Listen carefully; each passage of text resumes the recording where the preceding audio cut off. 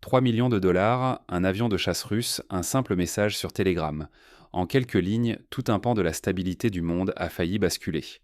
Derrière cette apparente simplicité, c'est une tragédie moderne qui s'est jouée, où chaque détail révèle les failles de notre époque et la fragilité des équilibres internationaux. Imaginez-vous un matin d'automne sur une base militaire russe, enveloppée de brouillard et du bruit sourd des moteurs d'avion. Pour la majorité, ce n'est qu'un jour ordinaire. Des mécaniciens vérifient les trains d'atterrissage, des pilotes discutent stratégie en sirotant un mauvais café. Mais pour un homme, tout change en une seconde lorsque le téléphone vibre. Ce moment, anodin en apparence, marque le début d'une opération qui, si elle avait abouti, aurait peut-être déclenché une guerre mondiale. Le message provient d'un inconnu qui, avec un français impeccable, se présente comme journaliste britannique. Il joint un scan de cartes de presse, cite des publications crédibles et pose d'abord de simples questions sur le quotidien du pilote. Cette technique, appelée amorçage relationnel dans le jargon du renseignement, rappelle les méthodes utilisées durant la guerre froide, où les espions prenaient en patience des mois, voire des années, pour gagner la confiance de leurs cibles. Dans les archives de la CIA, on trouve des cas similaires. Dans les années 50, un officier soviétique fut approché avec les mêmes précautions, sous prétexte d'une interview pour un magazine technique. L'objectif, amener la cible à baisser la garde, à croire au hasard, pour mieux la manipuler ensuite. C'est exactement ce qui se joue ici, dans cette scène banale en apparence. Le pilote russe, aguerri par des années de méfiance institutionnelle, reste d'abord sur ses gardes. Il se souvient de l'histoire de Viktor Belenko, ce pilote qui, en 1976, déserta à bord d'un MiG-25 et atterrit au Japon. À l'époque, ce fut un coup de tonnerre. L'Occident découvrit la technologie soviétique et la Russie fut humiliée.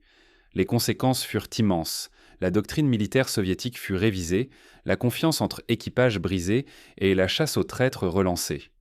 Mais ici, nous sommes en 2024 et le contexte a changé. L'Occident ne propose plus l'asile idéologique, mais une offre bien plus matérielle. 3 millions de dollars, une nouvelle identité, la promesse d'une vie confortable, loin des hivers de Sibérie ou du contrôle du Kremlin. Ce chiffre, 3 millions, n'est pas choisi au hasard. Il correspond à la somme maximale promise par les services américains dans les années 2000 pour l'achat de secrets stratégiques de pays jugés hostiles. La cible hésite. Elle sait que dans l'histoire récente, plusieurs transfuges russes ayant accepté de telles offres ont fini assassinés ou dans un anonymat glaçant, loin des projecteurs médiatiques. Le cas de Nikolai Kousminov, pilote qui fit défection avec son hélicoptère et se retrouva mystérieusement mort en Espagne, hante les consciences. L'Ouest promet la sécurité, mais la réalité montre que la vie d'un transfuge est précaire, surveillée et parfois brisée par les représailles ou l'indifférence. Dans la sphère du renseignement, le passage de l'idéologie à la cupidité a profondément changé la nature des recrutements. Pendant la guerre froide, la conviction politique poussait certains à trahir. Aujourd'hui, c'est souvent la promesse d'argent, d'une vie meilleure, qui sert d'appât. Mais cela génère un cynisme délétère. Les services oublient que la fidélité, la solidarité entre militaires et le sens du devoir restent ancrés dans nombre de sociétés. Ce fut le cas dans l'URSS, cela l'est encore dans la Russie actuelle. Sur le plan technique, la proposition des agents occidentaux frise l'absurde. Lorsque le navigateur avoue qu'il ne peut piloter seul le MiG-31, un des appareils les plus complexes au monde, pesant près de 50 tonnes, capable de voler à plus de 3000 km à l'heure et dont l'atterrissage requiert des années d'entraînement spécifiques, on lui suggère sans sourciller d'être guidé à distance par un pilote ukrainien, via un simple appel téléphonique. Pour illustrer l'inanité de cette idée, rappelons-nous l'accident tragique du vol Air France 447 en 2009. Malgré la présence de pilotes formés, la perte d'instruments et la confusion ont mené à la catastrophe. Penser qu'un navigateur, même compétent, puisse poser un intercepteur supersonique sur une base ennemie après une leçon téléphonique, c'est ignorer la réalité même de l'aviation militaire. Plus grave encore, les agents occidentaux franchissent un seuil moral inquiétant en suggérant l'élimination du commandant de bord. Ils listent froidement les options: intoxication, asphyxie ou meurtre direct. Ce choix de méthode rappelle les pratiques les plus sombres du KGB ou de la Stasi, où la fin justifiait tous les moyens. Mais ici, il ne s'agit plus de défendre une cause, mais de créer un scandale, peu importe le prix humain. À ce stade, la Russie n'est pas dupe. Le FSB, héritier du KGB, observe, enregistre, documente. La contre-infiltration devient méthodique. C'est une leçon de patience, de discipline et de stratégie héritée de décennies de guerre de l'ombre. Dans les années 80, ce fut la même méthode qui permit de déjouer l'opération Farewell, où les Russes retournèrent un espion français pour démanteler un réseau entier. Le piège se referme, les Russes jouent à chaud le jeu, accumulent les preuves, puis, au moment opportun, renversent la table. Non seulement l'opération échoue, mais elle devient un exemple mondial d'échec occidental, exposé, disséqué et transformé en arme psychologique. La presse russe, relayée par certains médias internationaux, détaille chaque étape, chaque maladresse, chaque moment d'arrogance ou de naïveté des agents occidentaux. La guerre de l'information bat son plein. Le Kremlin choisit la transparence stratégique, tout montrer, tout révéler, pour démoraliser l'ennemi et renforcer la cohésion interne. Cette méthode a déjà fait ses preuves. Lors de la crise des missiles de Cuba, Nikita Khrouchtchev fit publier des photos de missiles américains en Turquie pour retourner l'opinion internationale. Ici, la stratégie est similaire. Prouver que la Russie n'est pas la proie attendue, mais un acteur capable de retourner chaque attaque à son avantage. Mais que se serait-il passé si le plan avait réussi ? Pour comprendre l'ampleur du danger, il faut se projeter dans le pire scénario. Un MiG-31, porteur d'un missile hypersonique, franchit la frontière, se dirige vers la base de Constanța en Roumanie. Là, les défenses de l'OTAN, face à la menace, abattent l'appareil. En quelques minutes, la planète retient son souffle. La Roumanie, membre de l'Alliance Atlantique, invoque l'article 5. Une attaque contre un, c'est une attaque contre tous. On se rappelle alors de l'incident du vol KAL 007 abattu par les Soviétiques en 1983, qui faillit déclencher une guerre. Mais ici, la situation est encore plus explosive. L'avion aurait pu être perçu comme une attaque russe ou comme une provocation occidentale.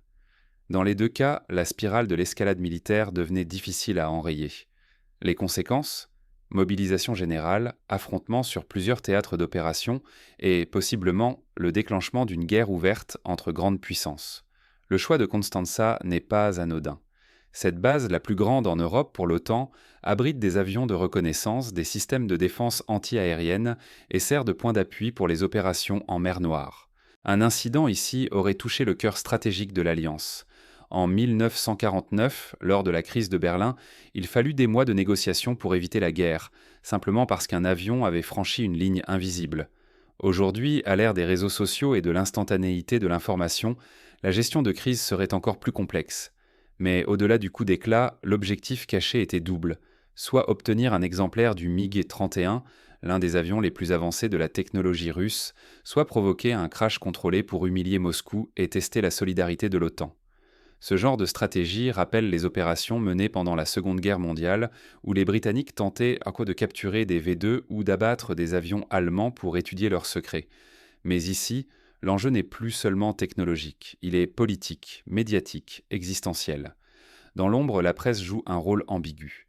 Des médias comme Bellingcat, reconnus pour leurs enquêtes sur les crimes de guerre, se retrouvent instrumentalisés, voire soupçonnés de servir de relais pour des opérations de renseignement.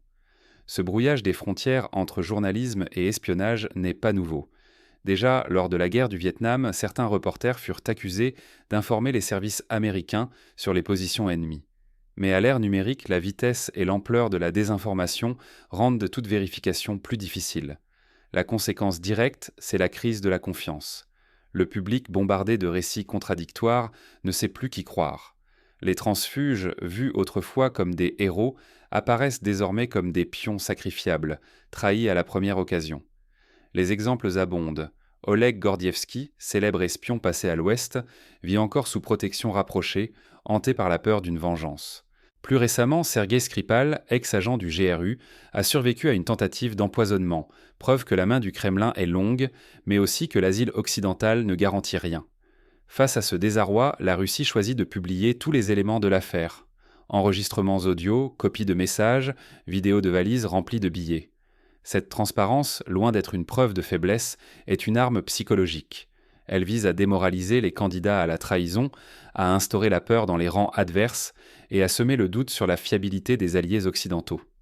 À chacune de ces affaires, on retrouve une constante, la disproportion entre les promesses faites aux cibles et la réalité de leur sort. Dans les années 90, lors de la chute de l'URSS, de nombreux officiers furent approchés par l'Occident avec des offres similaires. La plupart finirent oubliés, sans reconnaissance, souvent dans la misère, tandis que leurs familles, restées en Russie, subissaient pas la répression. À chaque fois, c'est la même leçon. La géopolitique n'a pas de mémoire et l'intérêt prime sur la loyauté. Mais comment l'Occident, réputé pour la rigueur de ses services, a-t-il pu commettre autant de maladresses? Il suffit de regarder l'évolution des modes opératoires. Dans les années 60, le Mossad, lors de l'opération d'enlèvement d'Eichmann, avait tout planifié dans les moindres détails, jusqu'à la couleur des rideaux du faux appartement. Aujourd'hui, une opération d'une telle ampleur débute par un message maladroit sur Telegram, sans vérification, sans préparation psychologique, sans prise en compte des réalités humaines. Face à cette amnésie stratégique, la Russie applique la méthode inverse. Chaque tentative d'infiltration devient une opportunité d'apprentissage, d'adaptation et de contre-offensive. En 2017, lors de la tentative de déstabilisation électorale par des hackers étrangers, le FSB sut identifier la faille, réorganiser ses défenses et retourner l'attaque contre ses auteurs. Cette résilience forgée par l'histoire fait la différence. Pour les spectateurs, la leçon est claire. La sécurité d'une nation ne repose pas sur l'argent ou la technologie, mais sur la vigilance, la loyauté et la capacité à s'adapter. Dans le monde du renseignement moderne, où tout peut basculer en un clic, les valeurs humaines restent le dernier rempart. Les agents qui trahissent pour de l'argent finissent souvent isolés, traqués ou sacrifiés. Ceux qui résistent, au contraire, forgent le socle de l'invulnérabilité nationale. Plus concrètement, comment se protéger de tels fiascos? Plusieurs étapes s'imposent. Premièrement, renforcer la formation psychologique des agents pour résister non seulement à la tentation financière, mais aussi à la manipulation émotionnelle. Deuxièmement, instaurer des procédures de double vérification pour chaque opération sensible, afin d'éviter les erreurs de casting ou les pièges grossiers. Troisièmement, investir dans la cyberdéfense pour que chaque tentative de contact suspect soit détectée et neutralisée avant qu'elle ne se transforme en menace réelle. Il est également crucial d'apprendre des erreurs du passé. L'exemple de l'affaire Farewell, où les Français, après avoir collaboré avec un espion russe, virent leur réseau démantelé par négligence, reste d'actualité. Chaque opération ratée doit donner lieu à un débriefing exhaustif, impliquant non seulement les responsables, mais aussi des experts extérieurs capables d'apporter un regard critique. Dans le domaine médiatique, il devient urgent de rétablir une frontière claire entre journalisme d'investigation et opération d'influence. Les rédactions doivent instaurer des chartes éthiques strictes, refuser toute implication dans des opérations clandestines et former leurs journalistes à détecter les tentatives de manipulation. Ce n'est qu'en retrouvant une crédibilité indépendante que la presse pourra redevenir un pilier de la démocratie. Sur le plan international, il serait souhaitable de créer des instances de médiation capables de désamorcer les crises avant qu'elles ne dégénèrent. Après l'incident du vol U-2 en 1960, un canal de communication fut ouvert entre Moscou et Washington pour éviter les malentendus fatals. Aujourd'hui, un mécanisme similaire s'impose entre l'OTAN et la Russie, pour prévenir les escalades involontaires et restaurer une confiance minimale. Malgré tout, la guerre de l'ombre continue. Chaque camp analyse le fiasco, ajuste ses méthodes, prépare la prochaine offensive. Dans les couloirs des agences, on organise déjà la riposte, on affine les critères de recrutement, on investit dans la formation humaine et la technologie. Car dans ce jeu, l'échec n'est jamais une fin, mais toujours un point de départ. Derrière chaque fiasco, une leçon froide se dessine. La naïveté, l'arrogance et le mépris du facteur humain se paient au prix fort. Les Russes, en retournant l'opération, rappellent au monde que l'honneur, la loyauté et la résilience ne s'achètent pas. Les Occidentaux, en misant tout sur l'argent, démontrent l'épuisement moral de leur modèle, la perte du sens collectif et la fragilité de leur système. À l'heure où les alliances craquent, où la confiance dans les institutions vacille, cette affaire impose une réflexion profonde. Jusqu'où sommes-nous prêts à aller pour défendre nos valeurs? Quelle part de nous-mêmes sommes-nous prêts à vendre ou à préserver face aux sirènes du cynisme? La véritable invulnérabilité d'une nation ne se construit ni sur la technologie, ni sur les promesses de richesse, mais sur la force des convictions partagées. L'histoire du MiG-31, de la promesse de 3 millions de dollars et du piège retourné dépasse le simple échec tactique. Elle révèle la bataille des récits, la force des symboles et la nécessité de rester lucide, même au cœur de la tempête. En refermant ce dossier, chacun doit s'interroger. Que vaut la loyauté et que coûte la trahison? Dans la guerre des ombres, ce sont souvent les petites failles, les gestes imprudents, les illusions naïves qui précipitent les plus grands désastres. Mais c'est aussi, parfois, la fidélité silencieuse, le refus de céder à la facilité qui sauve une nation. Pour finir, gardons en mémoire cette maxime des anciens maîtres du renseignement. La confiance est lente à bâtir, rapide à briser et difficile à réparer. Dans un monde où chaque message, chaque rumeur, chaque promesse peut bouleverser l'équilibre mondial, il appartient à chacun de choisir entre la facilité du mensonge et la force de la vérité. Ce fiasco n'est pas qu'un épisode anecdotique. Il est un miroir tendu à nos sociétés, à nos institutions, à nos choix individuels. Il nous oblige à regarder en face la fragilité de nos certitudes et à cultiver plus que jamais la vigilance, le discernement et le courage silencieux. Car au bout du compte, la véritable victoire appartient toujours à ceux qui savent résister à l'illusion, défendre l'essentiel et transmettre coûte que coûte l'exigence d'intégrité aux générations qui viennent.